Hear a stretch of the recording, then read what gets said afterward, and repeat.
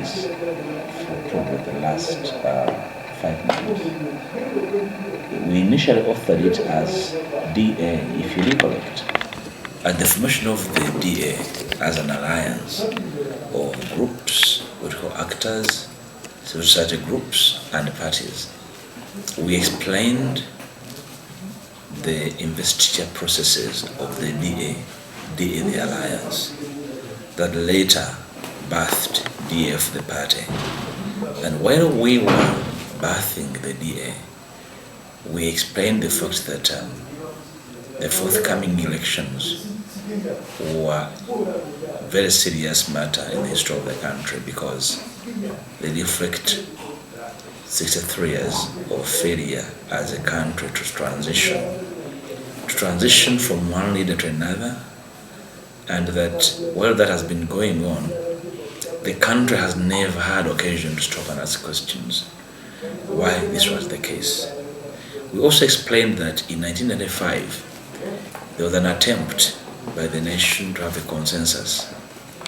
That consensus is explained by the preamble to the 95 Constitution, namely that the country has had bad history of bad leadership that has inhibited any transfer of power from one person to another, and therefore the 1995 Constitution was the precursor to a whole new beginning, to a new start, in which the country will be able to overcome that checkered history of failure to transition. So in our document, we are saying that the 95 Constitution, or the consensus of 1995, has since been vacated, and therefore the country is on a wrong path. And therefore, the democracy we are trying to grow, to incubate, is not sustainable. It's fragile, and therefore it cannot midwife an enduring democracy. So we raised 3 major issues that are of urgency to Uganda, namely immediate reforms, and the reforms included governance and constitutional reforms. The second matter we raised was that the country needed to have a fresh conversation on the transition, so that this election does not turn into a ritual in which the outgoing is automatically the incoming. That becomes the ritual. We become like Cameroon. You are sure that the outgoing is the incoming. So the outgoing organizes an election such that is the incoming. That becomes the ritual, a waste of resources and people's time, playing on people's emotions. That's dangerous. Then the third issue we raise in our document is national reconciliation. So we call it the DF 3 issues agenda: reforms, the transition, and reconciliation. And I've explained that the reform requires or talks about a catalogue of legal reforms starting from the Constitution to restore the pillars of the 95 Consensus. We believe the current Constitution has been tampered with variously, and therefore it lost the predicate on which it was formulated, which was the 2-term president. The moment it was vacated, as a lawyer, that's not the same agreement. It's a different agreement. And that agreement is devoid of the wish and will of the people. We are using, effectively, ours is a disputed constitution. Ours is a disputed arrangement, and therefore a new consensus is immediately needed, which is why, as leader of the DF, I tabled in Parliament 8 bills. Those 8 bills speak to what we wanted to do to engender immediate constitutional and governance reforms. If I can explain briefly, those bills are 8, but 2 are constitutional amendment bills. Why 2? It's because the Constitution can be amended in 3 ways. 1, under Article 260, Parliament alone, Parliament with a 2/3 majority with a referendum can have the constitution amended. Under Article 261, Parliament and local governments can amend the constitution. Then under Article 262, Parliament alone can amend the constitution. So the bills are tabled. One was to have Parliament amend the constitution alone, because there are those things that can be amended by Parliament alone, including returning the term limits. Then there are those that require Parliament and a referendum. So those that require Parliament alone, from our plan, we thought we could achieve them even before this election, because there was enough time. So the second bill, the second constitutional amendment bill, was futuristic, to take care of those issues, intricate in nature. Some of them, the articles are enshrined, and therefore the way they are enshrined such that you cannot amend them as Parliament alone, and therefore they needed either a referendum or local government to participate, such that they are amended. So we wanted to take care of the short-term issues in the Constitution and then the long-term issues. Then the other bill is the Presidential Amendment Bill. I probably don't have so much time to elaborate what we wanted to do, but it explains how we had wanted the entire presidency to be restructured, from doing away with the vice president to a deputy president with constitutional powers to certain things, to doing away, to ensuring that the president is voted at least by 25% in every region of the country, to avoid a regional president, so that the president elected has the consensus of every region of the country. We had wanted the president to pick a deputy president from a region different where he comes or she comes from, and several other issues there on the presidency. Then, of course, the Parliamentary Amendment Bill, part of which we had sought to reduce the size of Parliament from 500 plus to probably 260, and the arrangement was that from every district you will get one woman, and then a constitutional MP who could be a man or woman, and we would end up with a smaller parliament, manageable, motivatable, but also relevant. Do away with particular special interest groups, but instead take care of them under a system of proportional representation. If we undertake proportional representation, we would do away with the drama of parties engaging in electoral fraud internally, parties in which cards for Parliament are sold, people have to pay money. We had wanted a system of proportional representation, because proportional representation by its very nature is a form of power sharing. It will reduce tension in the country, because along the way, people would be elected in a manner that represents the entire country, including taking care of those special interest groups, but using a party list. We had also wanted to introduce a second chamber with only 39 members of Parliament to check the lower chamber. This country is now mature enough to accommodate an upper chamber and a lower chamber, and in our proposal, the deputy president would be the president of the upper chamber. It needed not to have a speaker, so to avoid duplication of resources and wastage of resources.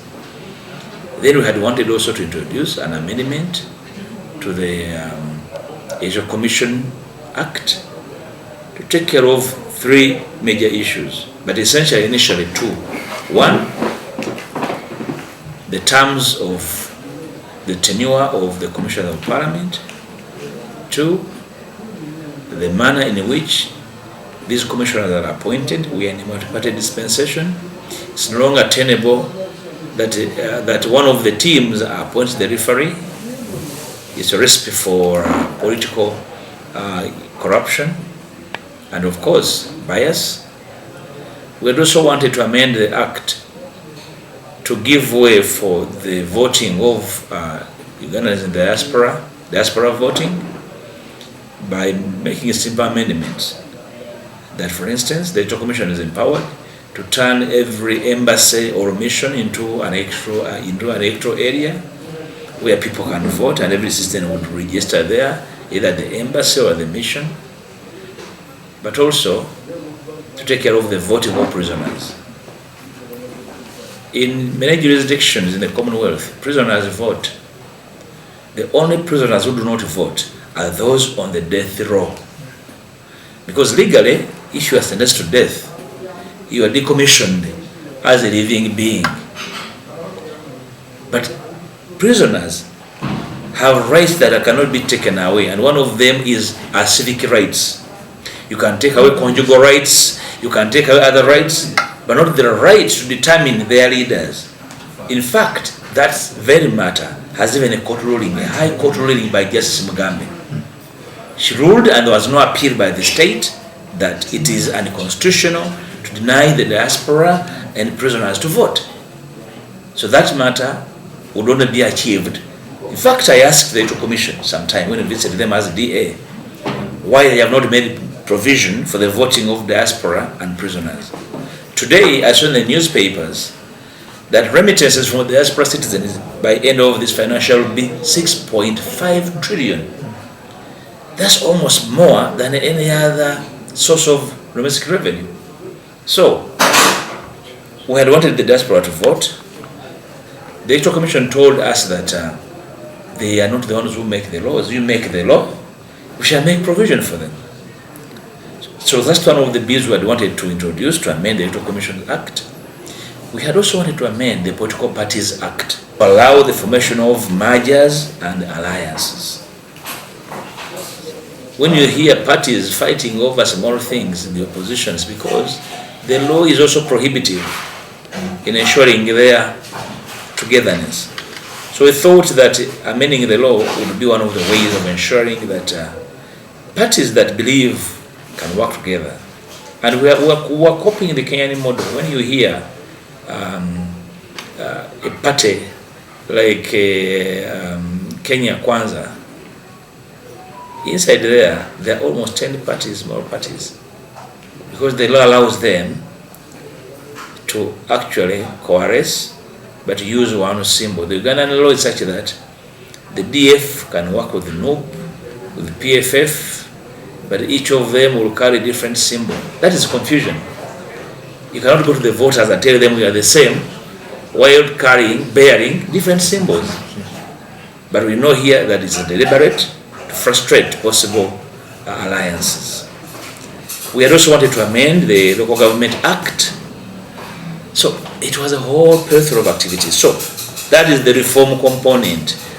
The component of the transition, we had wanted a transition law to be made to take care of the fears of the incumbents, to take care of the processes of moving a government from one party, from one individual to another, without fear of revenge and retribution, with a very clear mandate of an outgoing government where it begins and ends, because it's non-existent. I remember in the 9th Parliament, Dr. Bahiga tried to introduce a law similar to that, and he was frustrated, namely because the probable outgoing then and his supporters did not think that it would exist. So we believe that as a country, we must bring back a transitional law. And now, because we have a government of 40 years, it's tired, the leader is tired, and all you need is to put in place a law that will give protection, because probably one of the fears of the incumbents is revenge. That probably if they leave power, some people will exact revenge and retribution for their crimes. But if the law that protects them gives them immunity, they can probably cry crime down. So we need a transition law in place, but also have a cutoff on how one can rule over the country without moving away. We need to make provision for immunities and attendant matters. Then lastly, on the issue of national reconciliation, there's no doubt we are a divided nation. Divided because of bad politics, divided between classes of people, the haves and the have-nots. There has been a lot of sectarianism or over government activities, including service provision, offering of scholarships, jobs, so many things. So, because of those divides, we need to have a conversation as a country to have a stop on some of the activities that have made this country divided, but most importantly, bad politics. So, those three are the pillars of the DF3 issues agenda, and like I communicated, we want to go to Parliament at the DF, and those will be our flagship issues as a party. We're not hankering for what to do in Parliament. We have an agenda, well publicized, well articulated, and we are willing to share these issues with all stakeholders. But because Parliament is the pillar of national legislation, we need the numbers in Parliament that believe in these issues to go and begin agitating, convincing, and reaching out to stakeholders.